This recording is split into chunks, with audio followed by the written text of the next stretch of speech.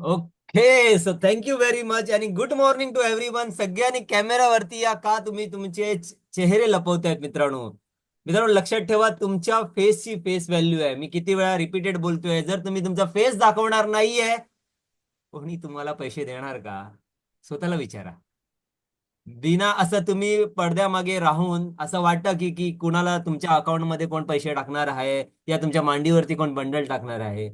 स्वतःला प्रश्न, जर तुम्ही स्वतः हा बोलत असाल, तर तुम्हाला जसं वाटतंय सेम सिस्टम तुम्ही जे फॉलो करताय ती करा. जी तुम्ही 5, 10, 15 वर्षापासून जी सिस्टम फॉलो करताय, जी तुम्हाला वाटते की बाबा मी ह्या सिस्टमनी फॉलो करून मी बाहेर निघणार आहे, ते करा. किंवा जर मी सांगतोय तुम्हाला की मी माझ्या माझ्या बरोबर 1 वर्षाची, माझी 1-2 वर्षाची जी सिस्टम आहे ती फॉलो करा.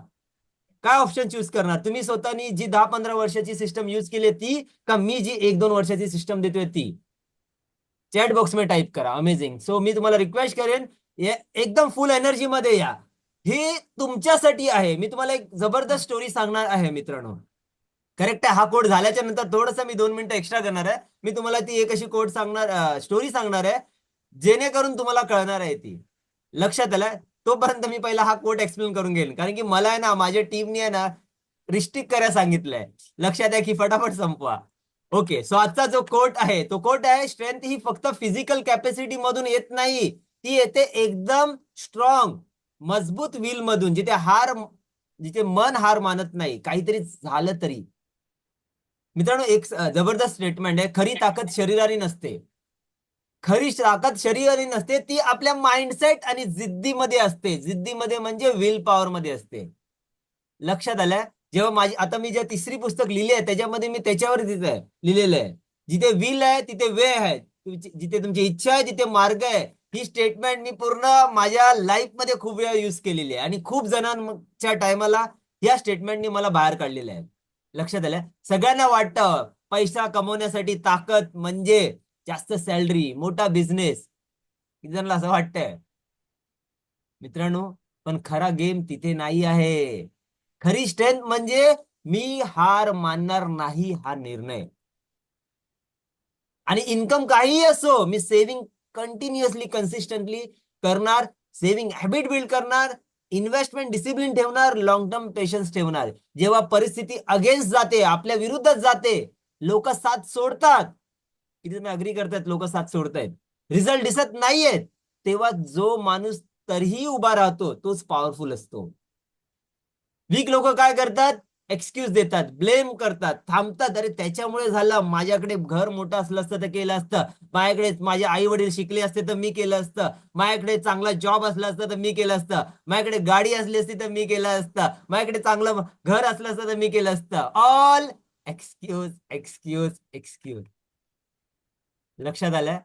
पण स्ट्रॉंग विल लोक असलेले काय करतात? ऍडजस्ट करतात, लर्न करतात, पुन्हा उभे राहतात. मित्रांनो, मी जेव्हा प्रोजेक्ट मॅनेजर होतो तेव्हा माझ्याकडे काही ज्युनियर होतात की सर माझं छोटा घर आहे, त्या छोट्या घर मधनं माझ्याकडे नाही कॉन्सन्ट्रेट होत ना. मी बोललो, मी माझ्या एका रूम मधनं पूर्ण इंजिनिअरिंग मध्ये, मार्केटमध्ये बसून मी तुम्हाला 25 जणांना हँडल करतोय.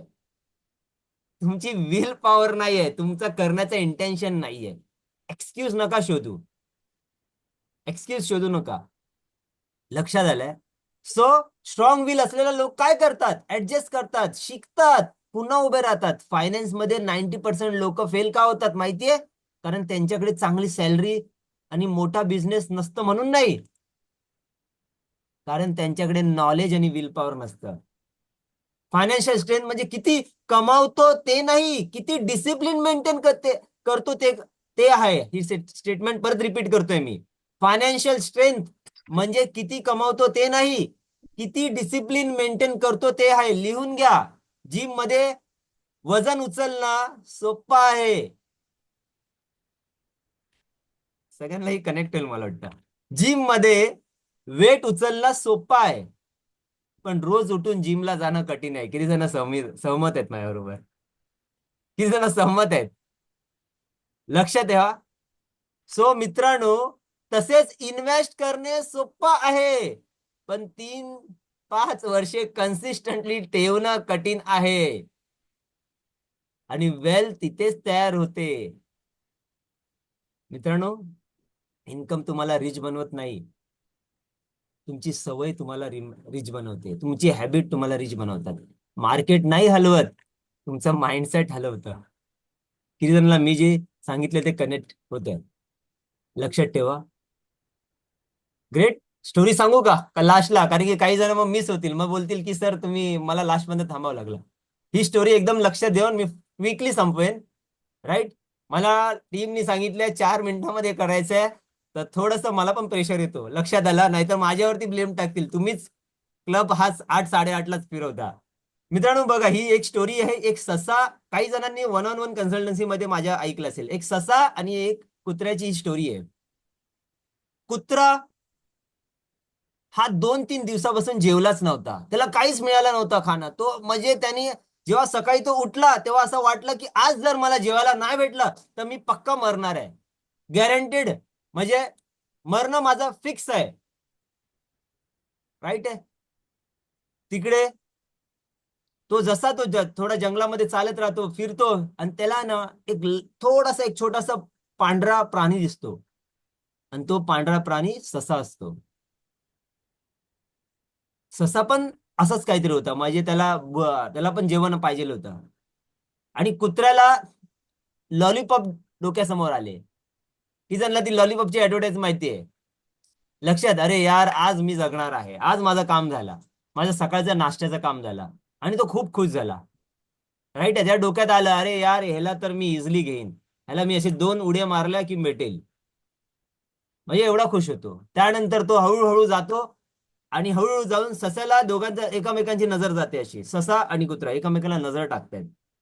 कुत्रा पण बघतो, कुत्र्याला कळतं सस्याकडे, अरे यार ह्याला कळालंय. आणि ससाला पण कळतं की हा आता माझ्यावरती काहीतरी करणार आहे. सो दोघांच्या नजर आहे ना एकदम लॉक होतात, एकदम दोघांच्या अशा नजर एकदम लॉक होतात. नजर लॉक झाल्याच्या नंतर जे त्यांना कळतं की बाबा ह्या लोकांनी सुरुवात केली आहे, ते पळायला सुरुवात करतात. ससा पळतोय, कुत्रा मागून जातोय, ससा पळतोय, दोघं जण पळतायत. झाले 5 मिनिटं, झाले 10 मिनिटं, झाले अर्धा किलोमीटर, झालं 1 किलोमीटर झालं. त्यानंतर कुत्रा बोलतो, अरे भाई टाइम प्लीज, मी दमलोय. राईट आहे. ससा बोलतो, चिटिंग नाही करणार ना मला, नाही, आता मी 2 पाऊल धावलो तर मी तरीही मरणार आहे. शेवटी रेडी होतो, आणि कुत्रा आहे ना, ससा ऐकतो, चला ठीक आहे. कुत्रा त्याला बोलतो की ससा, मला एकच गोष्ट सांग, तुझ्यापेक्षा मी ऑलमोस्ट 3-4 पट मोठा आहे. ससा बोलतो, हा येस आहे. तुला मी 2 झपक्यात पकडू शकतो. म्हणलं येस. मी तुला 2 मिनिटात खाऊ शकतो. येस. तुझ्यापेक्षा मी 10 पटनी जास्त धावतो. म्हणलं येस. मग मी तुला पकडू का नाही शकत? असं काय आहे तुझ्यामध्ये जे तू करतोयस आणि मी नाही माझ्याकडे आहे? ससा काय म्हणतो माहितीये, मला ते काय माहित नाहीये की तू का पकडू शकत नाही. मला एवढं माहितीये की तू धावतोयस, तू प्रयत्न करतोयस सकाळच्या नाश्त्याची, आणि मी धावतोय माझ्या आयुष्यासाठी, माझ्या घरी जी फॅमिली आहे त्याच्यासाठी. मित्रांनो, इथे किती जण सकाळच्या नाश्त्यासाठी आलेत, आणि किती जण त्यांच्या आयुष्यासाठी आलेत. किती जणांना मी जे बोलतोय ते कनेक्ट होते, चॅट बॉक्स मध्ये टाईप करा. किती जण तो ससा आहे का कुत्र्यासारखा राहणार आहे, मला सांगा. रॅबिट का डॉग, आर का डी? सो मित्रांनो, हा स्टेटमेंट कळाला का? तुम्ही किती पॉवरफुल आहात ना, ते मॅटर करत नाही.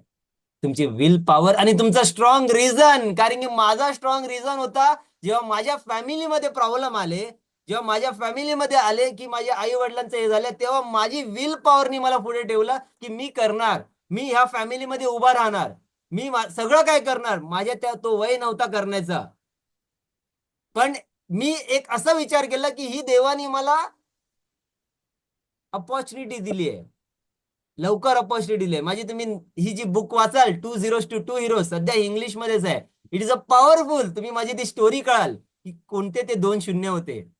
इट इज अ सिक्रेट, आणि त्यामध्ये मी तुम्हाला सांगेन. Thank you very much. I hope की इकडे जोही आहे तो ससासारखा आहे. Thank you very much. Sorry Swapnil, sorry Akshay, थोडा जास्त वेळ बोललो. आणि जबरदस्त कोट होता, जबरदस्त एनर्जी आहे आणि मोर पॉवर टू यू. सगळ्यांनी कॅमेऱ्यावरती आहे. थँक्यू बाबा, take care. Thank you so much, Vallabh sir. More power to you, more success to you, more freedom to you. Thank you. Thank you. Yes, guys. And